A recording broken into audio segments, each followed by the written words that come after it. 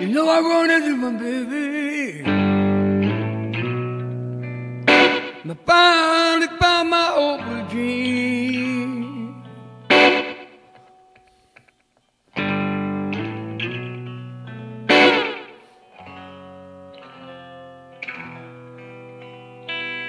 You know I run into my baby.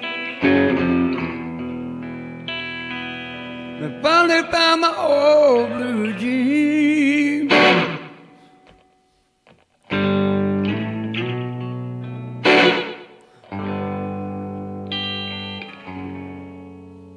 I could that they was mine by the oil and the gas. Blue.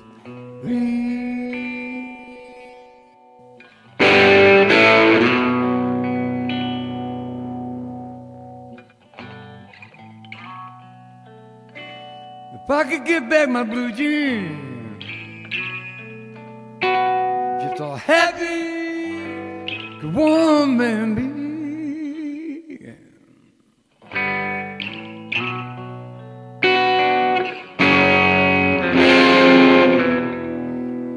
If I could just get back my blue jeans, just how happy could one man be?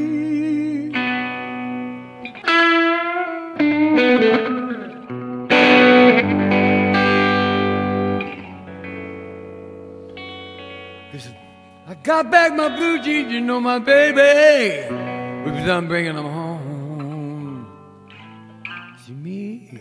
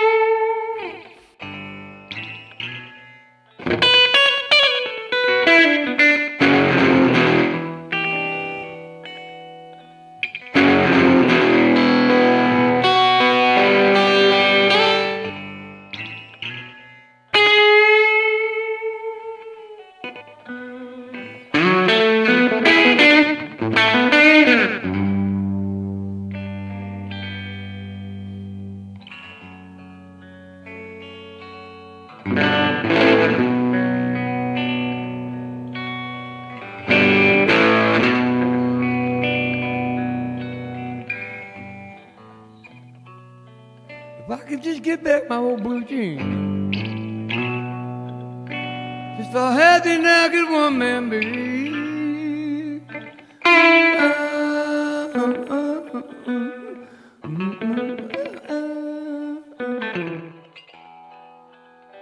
If I could just get back my blue jeans, just how happy now could one man be?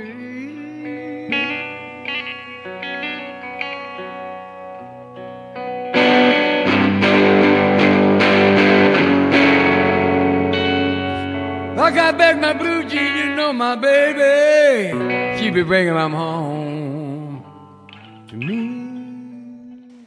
Greetings everyone, it's Fred Sweet, and welcome to Guitar Media's How to Avoid Any Guitar Scams, as well as our conclusion to how to avoid counterfeit vintage guitars.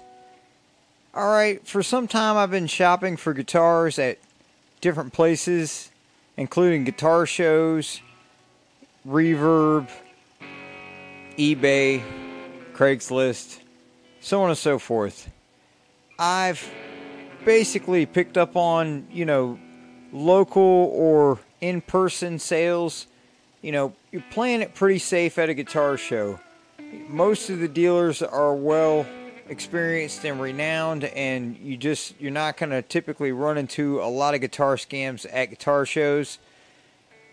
As far as online guitar deals, I found that it's always good to ask for a custom photograph of maybe a part of the guitar that's not enclosed in the listing. Typically, like with a Les Paul or an SG, I'll ask them to take a photo of the back plate off. The reason why I do this is because when you ask for an additional photograph, This lets you know the seller actually has the item in their possession, and it's not just some scam guy that pulled pictures offline and is selling a guitar that he or she may not even own. Once you've established that the seller does have the item, then a lot of times it's a good idea to check out their Facebook account, or if they have an eBay account, check out their selling history, their feedback, so on and so forth. If they have a Reverb account, the more different sources of information you can find on the seller is always a safer bet as far as online deals are concerned. Personally, I try to pick up the guitar in person if and when at all possible. And this also, for me, has been a way to really play it safe, buying guitars online. And then, of course, you don't have to worry about insurance or the damages and shipping. And another thing that you might want to consider is if you're buying a guitar online, if they don't have a storefront, then it might be a good idea to meet at a safe place like a QT, or any place that just has a lot of cameras or a lot of people, and of course a high visibility area where there's a lot of people is always a good rule of thumb. I wanna give, I wanna live. Be searching for a heart of gold. These expressions I never get keep me searching for a heart of gold. And I'm getting old. Keep me searching for a heart of gold. I'm getting old. I've been to Hollywood, I've been to Redwood, I crossed an ocean for a heart of gold. But in my mind, it's such a fine mind, it keeps me searching for a heart of gold. I'm getting old. Keep me searching for a heart of gold, and I'm getting old.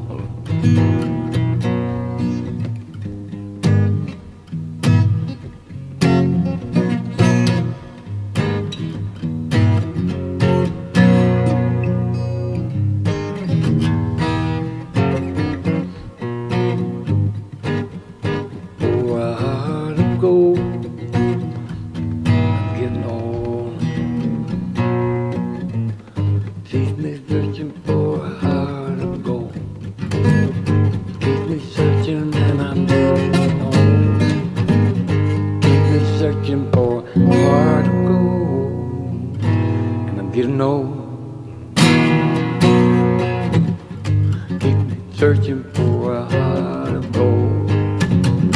Keep me searching and I'm getting old. Keep me searching for a heart of gold, and I'm getting old.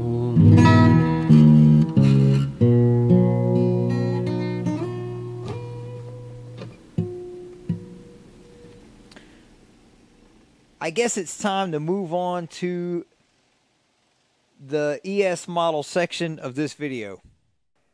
Welcome to the ES model section of this video.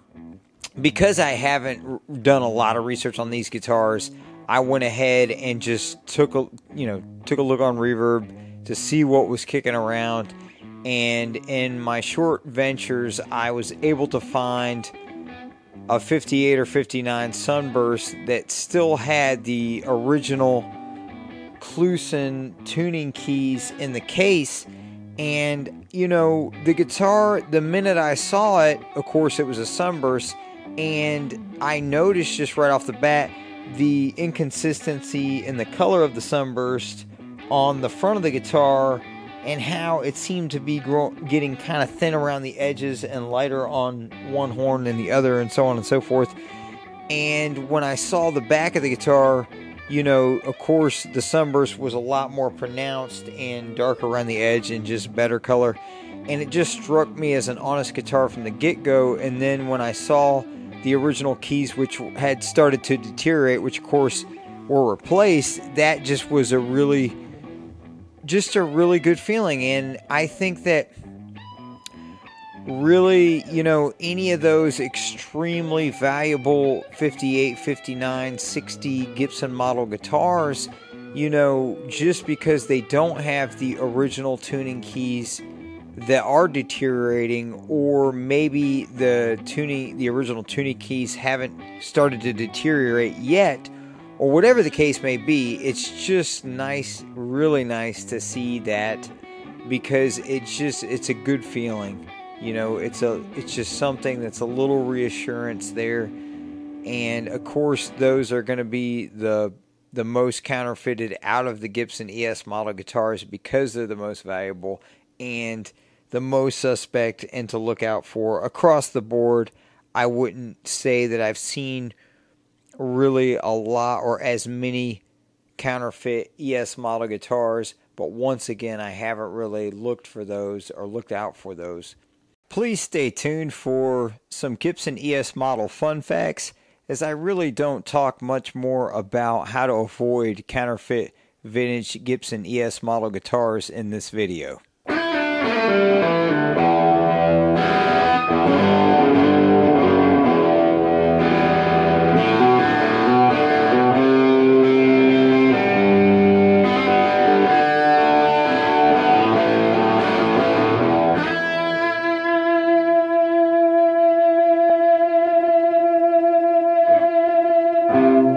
Hey Joe, where you going with that gun in your hand?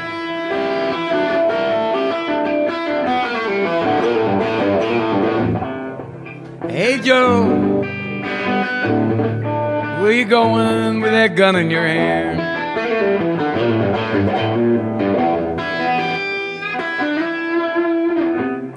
I'm going down to shoot my old lady, yeah. You know I caught her messing around with another man.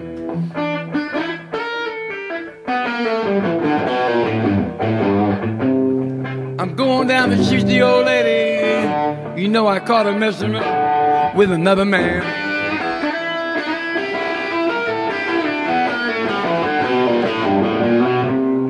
Hey Joe, you know I heard you shot your lady down.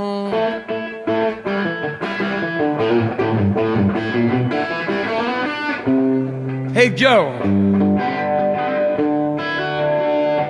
I heard you shot your lady down.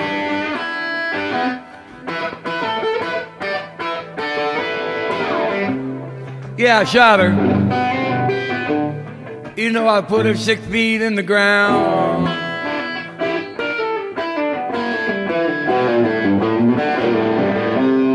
Yeah, I shot her. That ain't too cool, but she's in the ground.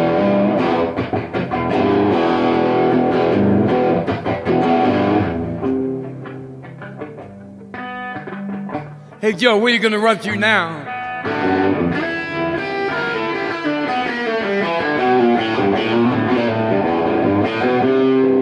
Hey Joe, where you gonna run, Joe?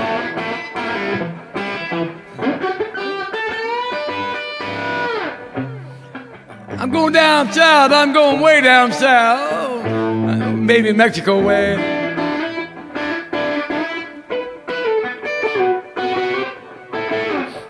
I'm going way down south, going down Mexico way.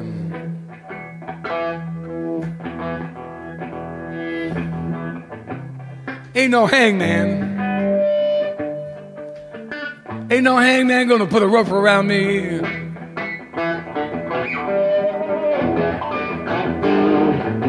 I said there ain't no hangman gonna put no rope around me.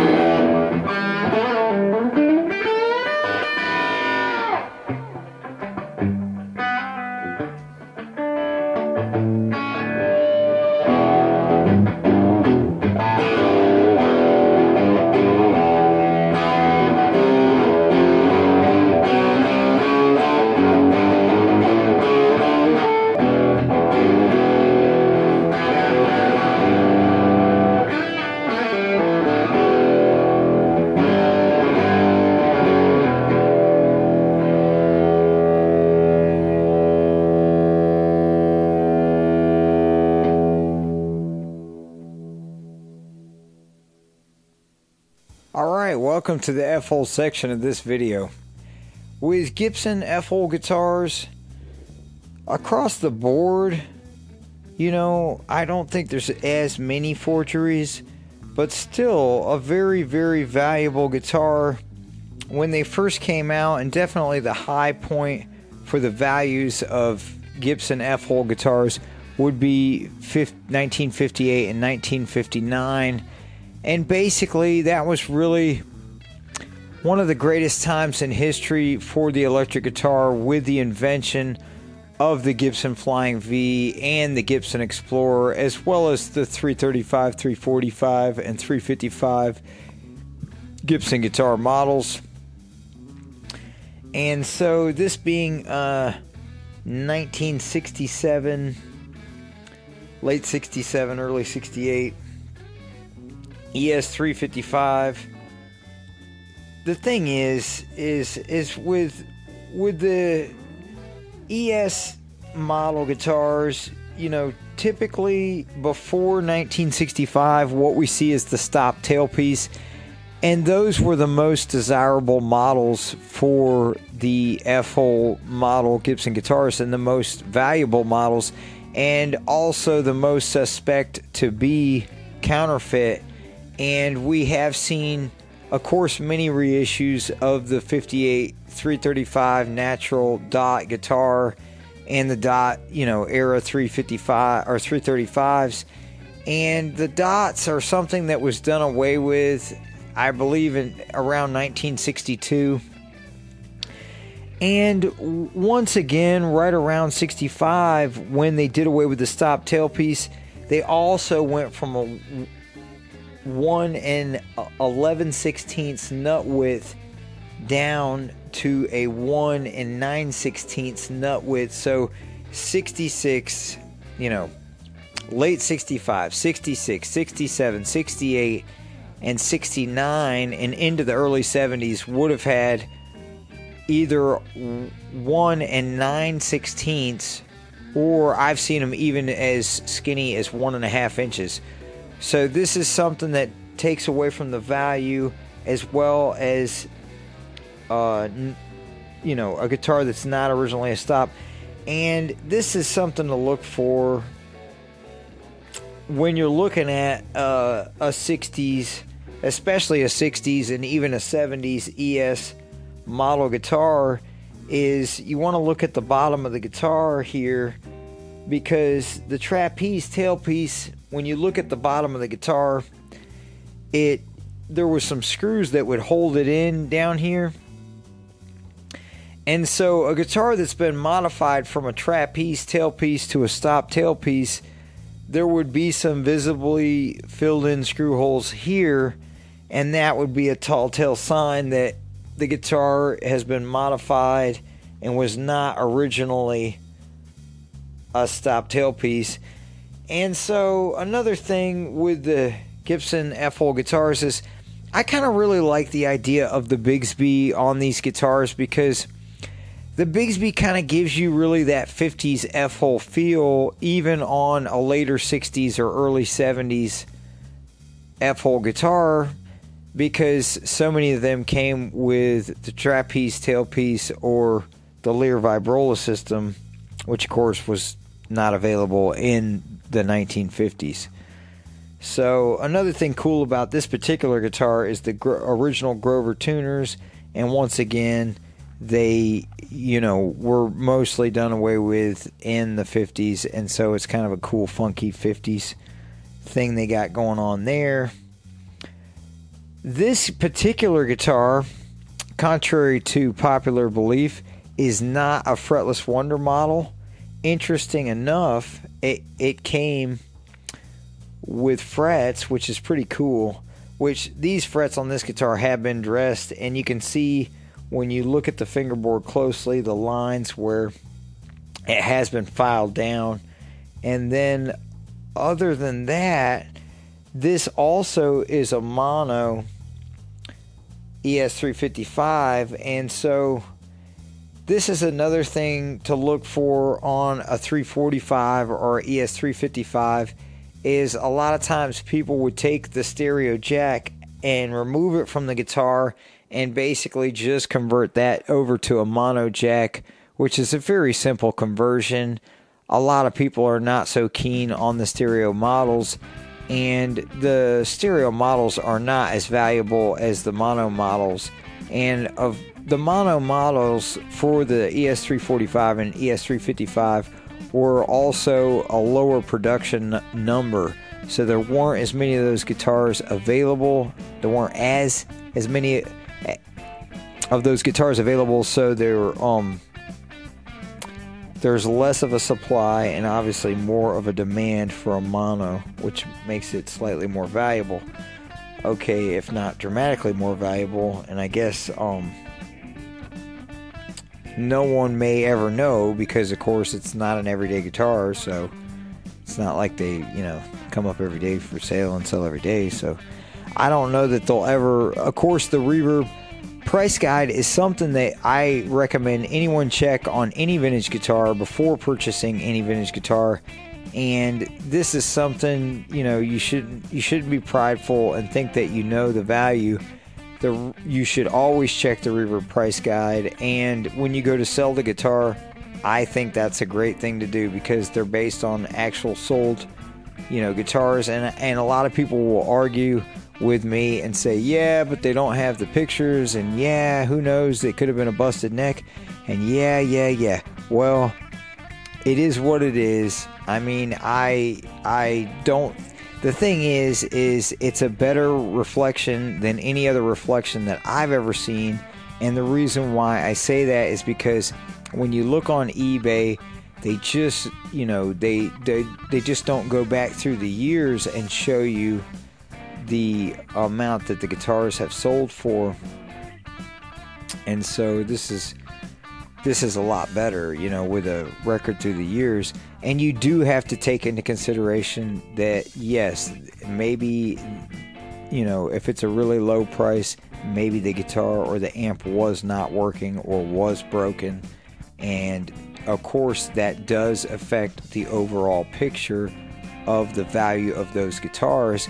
And of course, you also have to consider, okay, maybe, this guitar, it was stereo, or this guitar was a custom color and that one wasn't, and so on and so forth. And so there's obviously a lot more factors than just looking at a guitar and saying, okay, the Reverb price guide said that's what it's worth. So, but still, it's definitely a consideration. And okay, moving on. What else is there to say? Well, once again, going back to the pickups, these guitars, they had PAFs like the SG until 62, somewhere around 62, and so they went to patent sticker pickups in like 63, and then the patent sticker pickups went until about 73, 74, and then they went to the T-tops, and I don't care for the T-tops as much. I just prefer the patent sticker pickups or the PAFs. And interesting enough, and I've also seen this on many other gold hardware models, actually PAF construction pickups, and what I mean, you see when you look at the back of the pickup, you'll see Phillips head screws and instead of flat head screws, and the PAFs had Phillips head screws, and they also had a scratch pattern on the side of the dog ears that look like little L's, 2 on each side.